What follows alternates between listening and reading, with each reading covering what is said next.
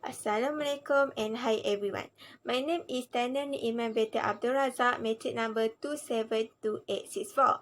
Our group will present about topic 5, Voice of Market. What is voice of market? Voice of market is the use of marketing strategies and tactics to reach the target audience through the use of voice-enabled digital devices, including smartphone, smart speaker, television, or other home devices. The customers can be a good sources of information about the competitors. The marketplace include immediate customer as well as competitor, the customers of competitors, potential competitors, or potential customers. The use of voice market is by using information from the customer.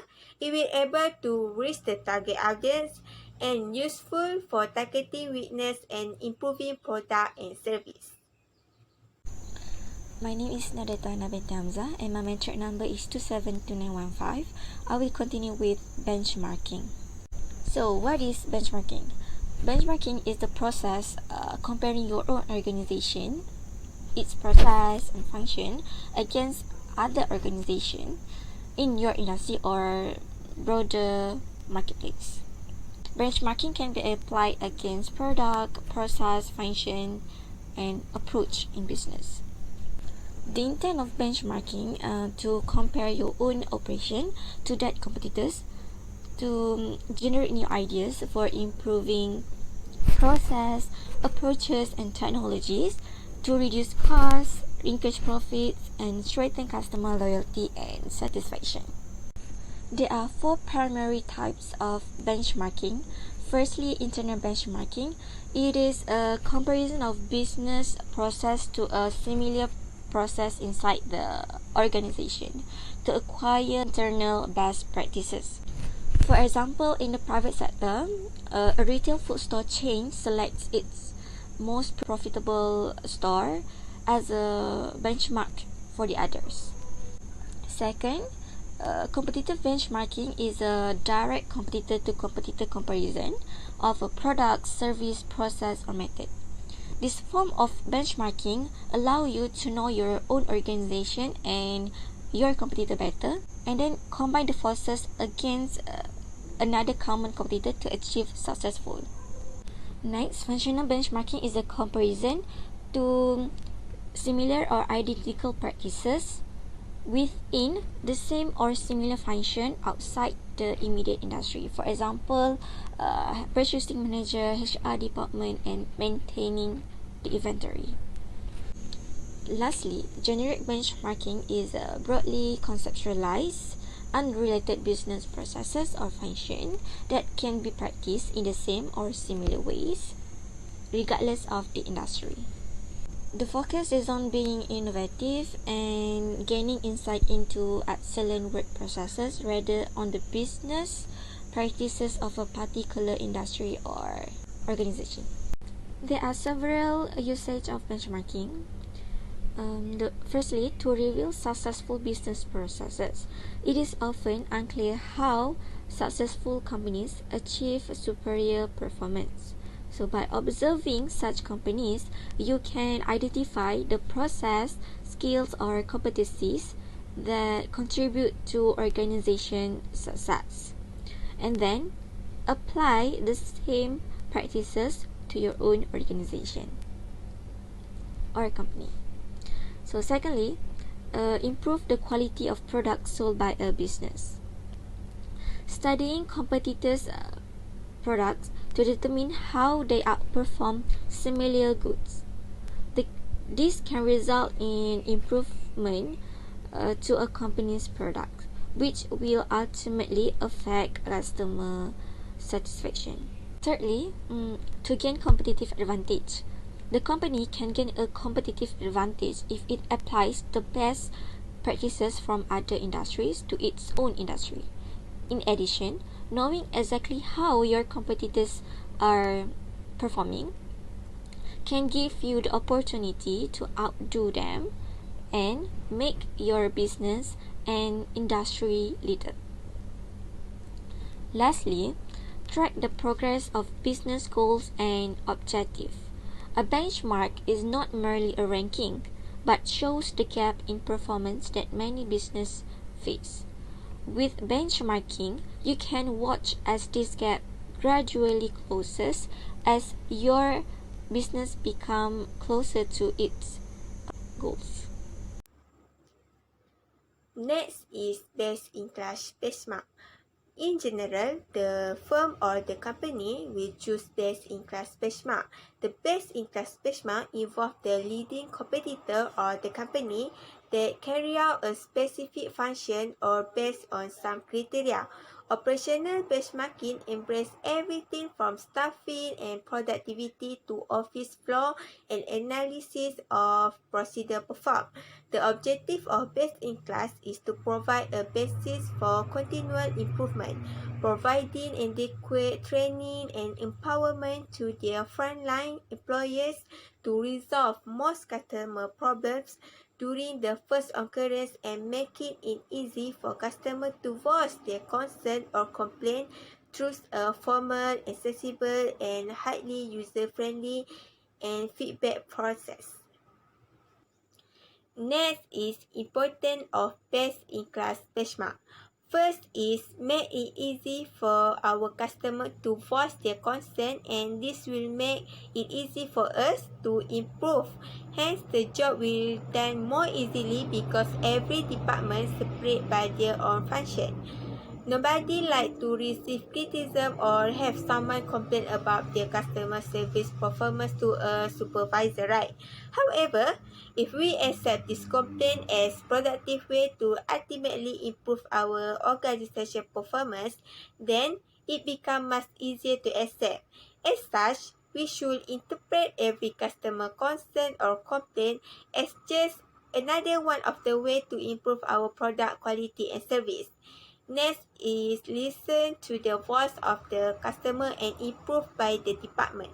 But simply only listening to the customer is not good enough. Customer will also expect to hear back from us. By investing our time in communication with our customer, this will be an easy part to get the job done, and by responding to a customer request or inquiry or anything else, the customer will feel important. Next is resolve problem on the initial contact, boost customer confidence, and save money.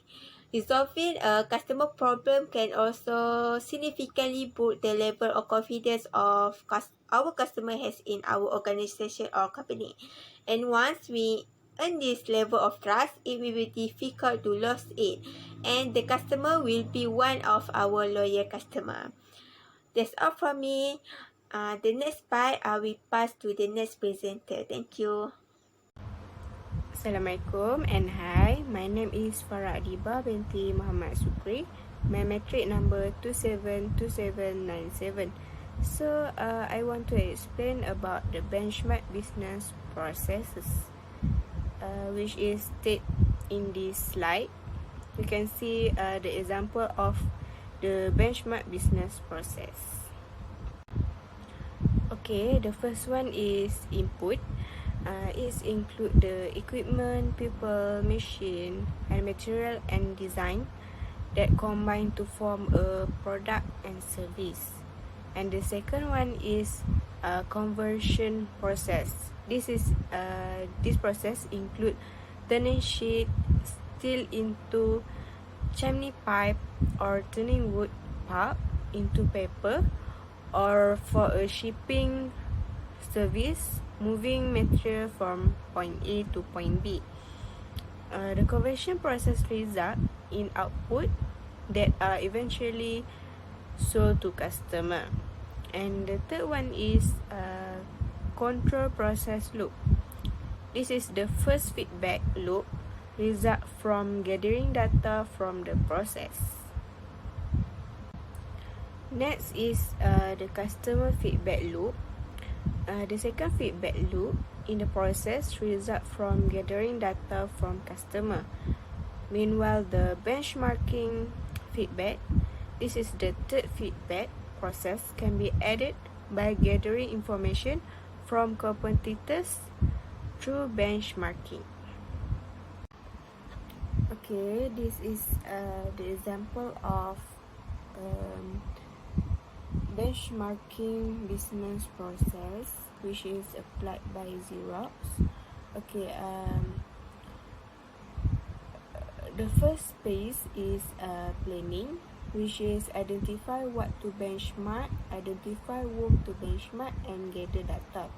A plan for benchmarking is prepared, which is decide what to benchmark, identify to whom to benchmark, plan the investigation and conduct it, which is gather necessary information and data, and also observe the best practice.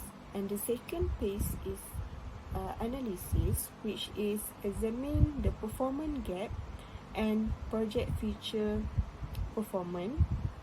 The gap is examined and the performance is assessed against best practice, which is determine the current performance gap and also project future performance level. And the third phase is integration, which is communicate the finding and develop new goals. The goals are redefined and incorporated into the planning process, which is communicate benchmarking findings and gain acceptance, and also revise performance goals.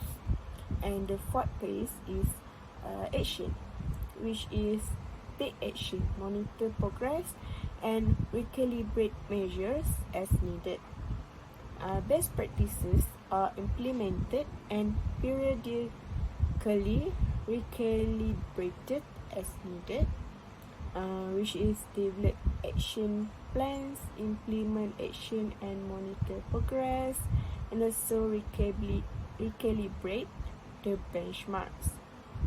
And the last phase, which is maturity, which is achieve the desired state. Leadership may be achieved by determining when leadership position is attained, and also assess benchmarking as an ongoing process. Okay, that's all from me. Thank you. Hi, my name is Nurul Amirah binti Johari. My metric number 2728885. So next is lead and manage the benchmarking. Benchmarking is a managed process. Managing the benchmarking process involves establishing, supporting, and sustaining the benchmarking program. To begin the management process, a strategy statement outlining the goals and strategy to be used is developed. Other activities for management include providing management awareness training, establishing a benchmarking competency center, developing guidelines for information sharing, and overseeing the development of a visit protocol. Training is a key success in all quality management approach. Benchmarking carries with it legal liabilities that should be addressed during the training. Training should include managerial training, cross-function benchmarking skill training, team training, and documentation training. Outside consultants can be useful in providing training and coaching on benchmarking and other quality-related efforts. However, it is best for the firm that is interested in benchmarking to perform it with its own employees rather than through consultants, because a self-perpetuate approach creates the best platform for organizational learning. Assalamualaikum. My name is Nohatini binti Azizi. My metric number is 2728883. Okay, now I will continue with the problem of benchmarking. First, it is lack of context. In most cases, the benchmark data is being compared is stripped of its short-term and long-term context, meaning it tells you what a competitor or internal team has achieved, with no information on how they achieve it. So it makes it difficult to pinpoint meaningful areas for improvement. Second, it measurement issues. Not everyone measures things in the same way, which can make like-for-like comparisons difficult. So for the example, one company might measure one-time delivery, based on when the shipment leaves their factory, while others might measure when the complete order actually reaches the customer. Then, there's the fact that comparing certain metrics like profit can be skewed by one-offs and accounting exceptions.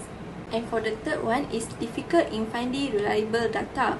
Aggregator sites provide an easy way to access competitive benchmark data. So for the example, hotels and guest houses can use booking.com to see how customers rate their competitors, and restaurants can use TripAdvisor. So the reliability of this data is sometimes questionable, and besides, aggregator sites aren't available across every industry. And for the last one is benchmarks looks backwards, not forwards. Benchmarking also only tells what's already happened, and it doesn't show what's occurring right now in real time or provide indicators of future performance. Thus, past performance is no guarantee of future result. So that's all from us. Thank you.